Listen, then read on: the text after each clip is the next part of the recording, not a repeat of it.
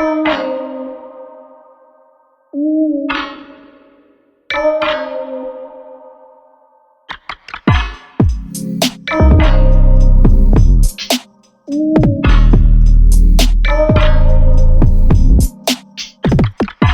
whole system is designed to disconnect you from your intuition. Why?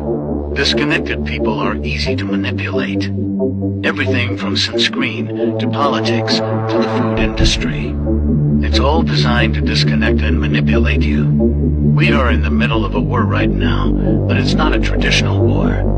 It's a war on consciousness. It's a war on freedom. This is the time to listen.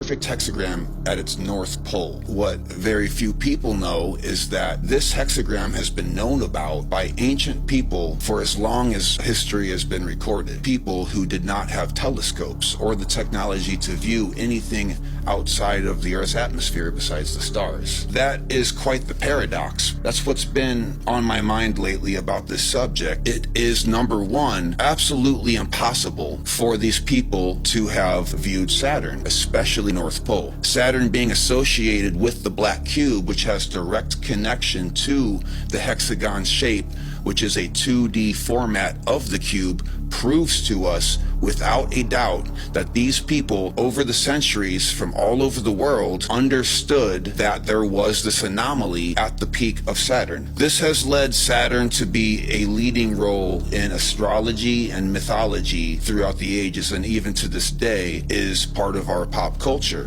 So when you go down the rabbit hole of the Saturn mythology, you get into this Gnosticism, where Saturn is considered a great teacher, but through suffering specifically. It's been associated with the bringer of light, Lucifer, the primordial star, or the original black star is what it was called. It's also been called the black cube, of course the cube representing that 2D format of it, the hexagon at the top. And the name Saturn actually derives from Satan, which paints an ugly picture, but if you think about Satan as being a title, the accuser, things start to add up as to Saturn's role in relation to Jupiter, which is its opposite. The people who understood that there was a hexagon at the North Pole of Saturn must have been either incredibly sophisticated technologically, which we're told is not so, or were able to somehow, with some extrasensory perception, understand the makeup of Saturn.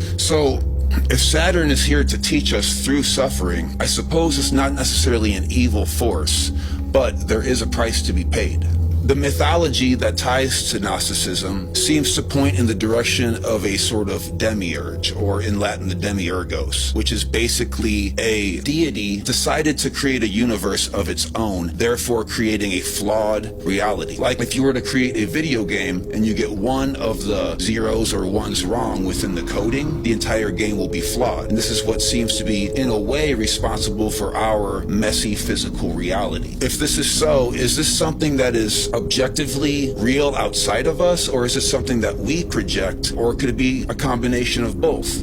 Could it be that our reality is indeed a form of a syntax error that is somehow projected by Saturn as a being itself? And if so, does that mean that despite living within this flawed reality, we are still endowed with the divine spark? We seem to have God consciousness within animal bodies. So there seems to be a rift between the animal body and the God consciousness. Going back to the video game metaphor, even though the video game would be flawed, there is still the spark of the original author's purpose within the characters of the game, limited to the five senses, the five physical senses that we perceive reality through, of which we know is very thin compared to the actual spectrum of reality. Could it be that what the Bible described as original sin, synonymous with this idea of living within a flawed reality? But how does that make us living in a form of a school? And if we are indeed part of this flawed reality, that means that anything that is not in alignment with divine source should be wiped clean and start over, maybe from scratch. But however, this hasn't happened as we still live in this reality. How can it be so that if we live in a flawed, messy physical reality that doesn't actually represent true existence, how is it that we have been saved from being wiped clean from this hard drive? And that is where Christ seems to step into the picture. Now, this is quite a bit to unbox, and I realize that, but the evidence is absolutely staggering, whether it be mythological, scientific, or numerical. When you connect the dots, it seems as if there is something very strange and very otherworldly and divine happening. Does that beg the question, now that we have been saved, are we now responsible for transforming our reality into heaven, paradise? What can mathematics and astrology and religion and science tie together with this particular shape? This is Metatron's cube. As you can see, it is a hexagram, just like we have at the North Pole of Saturn. You can see that it can be viewed as a cube at the correct angle. That's why it's called Metatron's cube, a two-dimensional form of a cube. Thus, Saturn, throughout the ages, being called the black cube. So let's start off by talking about Saturn itself. We know that Saturn is in position 6, in according to the source of our solar system being the sun, and Earth is in position of 3. We just recently rid ourselves of Pluto, which comes in at 9. It also has been discovered that Pluto actually does have a magnetic field despite its size. Technically making it a planet, but I mean, how many times do we want to go back and forth with that? But that 3, 6, and 9, those numbers are interesting.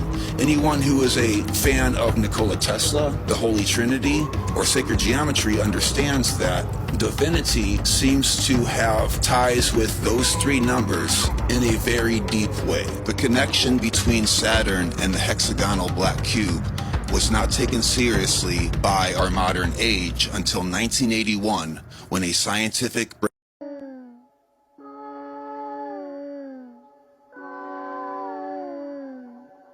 News everyone, the IMF, politicians and the private sector are all getting together to discuss central bank digital currencies. That means that we won't need cash no more and we can be monitored all the time. That's going to be a much better society for everyone and definitely won't lead to social credit scores and being manipulated and having your bank shut down, will it? Surely. What are you thinking? What having a digital currency might mean in practice? I think I know what it means in practice. More power for you, no power for us. This includes issues that people care about, such as ensuring users' money would be safe and secure, that it could work with other ways to pay, would be energy efficient. Oh, it's got to be energy efficient. I was about to say, is it energy efficient?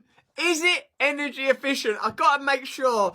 Oh, a few other questions. You wouldn't use this ever, would you, to implement control or to advance social credit type systems or to shut down the bank accounts of people you disagree with or to surveil people and have a surveillance network that you've developed in conjunction with big tech and now a financial arm that you're developing so that you can lockstep together and gridlock us in a digital prison of surveillance tyranny? That's just off the top of my head.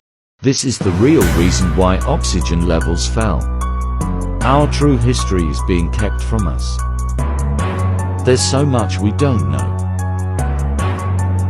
These are clearly giant tree stumps.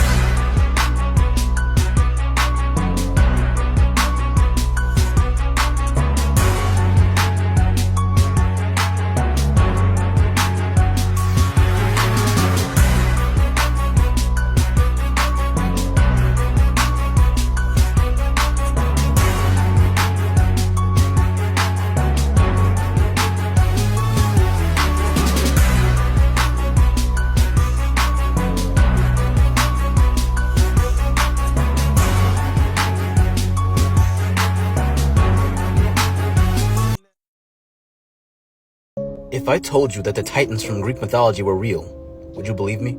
I'm sure most of you would probably say no, and that it would be ridiculous to even think such a thing. But what if I had undeniable proof that yes, in fact, the Titans were real, and they once roamed the earth? In the book of Enoch, which is a book that was mysteriously removed from the Bible, it talks about giants roaming the earth that were 450 feet tall. It says that to these giants, humans were the size of grasshoppers, but that all these giants were wiped out during the great flood of Noah.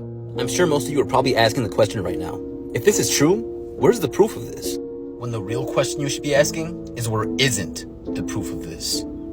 The proof is all around you, but the eyes can't see if the mind is blind. In order for you to see things truly clear, you must first open your eyes to the lies.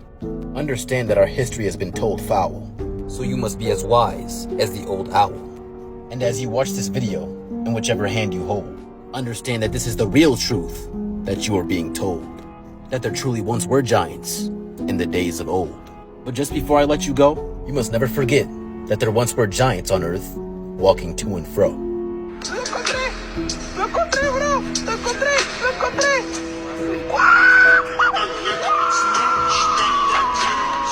We didn't get much education about this. A multitude of cultures the world over refer to what is called the time before the moon. The list of those who have written about this begins with many well-known ancient Greek writers and philosophers, including Aristotle and Plutarch.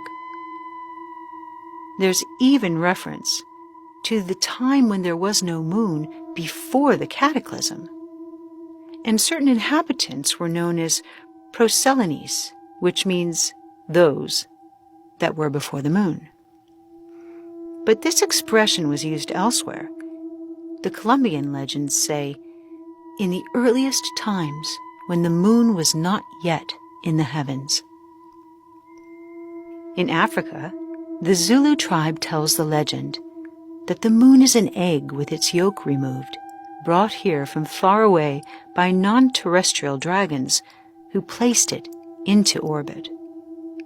Their legend says the earth turned over when it was brought here, causing cataclysms and a great flood, nearly wiping out humanity. Could this legend coincide with our current understanding of history, when humanity's population bottlenecked, reducing all races to a single ancestor that geneticists call mitochondrial Eve, somewhere between 150 to 200,000 years ago? Could ancient Earth have experienced these cataclysms as a result of the arrival of this unnatural satellite? Would this explain why so many cultures, without any connection to each other, share the same story about our cosmic neighbor? The movie The Matrix is not science fiction. It's a documentary. Every human, and it's a fact, every human first 7 years is download hypnosis. The brain of a child under 7 is in a lower vibrational frequency. When you put wires on a person's head, you read electroencephalograph, reading brain activity. A child below 7 has a lower vibration than consciousness. It's called theta. Theta is imagination. Oh, that's how kids play a tea party with mud pies, but to them it's a real thing. A kid rides a broom, it's a horse.